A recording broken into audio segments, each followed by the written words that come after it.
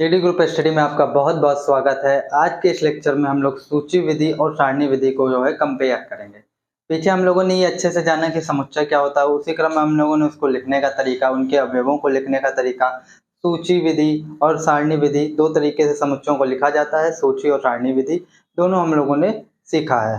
ठीक है, सारणी विधि या यूं कह लें समुच्चय निर्माण विधि। सूची विधि और सारणी विधि दोनों एक ही है, समुच्चय निर्माण विधि अलग है।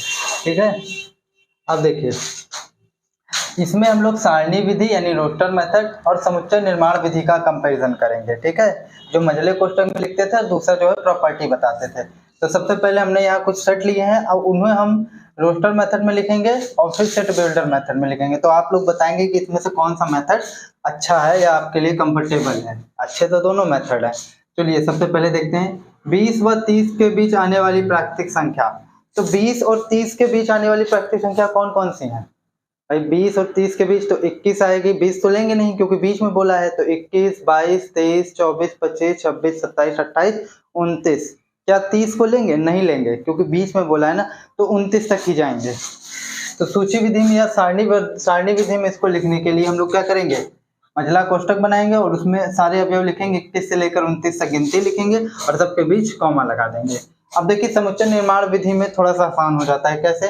हमने पूरे एलिमेंट को x मान लिया, जो 21 से लेकर 29 तक एलिमेंट थे, या यूं कह लें 20 से 30 के बीच जो प्राकृतिक संख्याएं थे उनको हमने x मान लिया, सच दैट, और हमने बता दिया कि x क्या है, एक नेचुरल नंबर है। क्या है? नेचुरल नंबर है। और कैसे अब नेचुरल नंबर तो बहुत सारे नेचुरल नंबर हो जाएंगे, तो इनको हमको बाउंड करना पड़ेगा ना। तो कौन से नेचुरल नंबर? जो 20 से ज्यादा हो और 30 से कम हो। तो सामने वाला समझ जाएगा कि 21, 22, 23, 24, 25, 26, 27, 28 और 29 की ही बात हो रही है। तो ये आपका सारणी विधि हो गया, सॉरी समुच्चय निर्माण विधि हो गया। अब देखिए अंग्रेजी वर्णमाला के स्वरों का संग्रह। स्वर कौन कौन से होते हैं? ए, ई, आई, ओ, यू। तो इनको अगर आप सारणी विधि में लिखेंगे तो क्या हो जाएगा, ए, ई, आई, ओ, यू लिख कर उनके बीच आप कॉमा लगा दीजिए।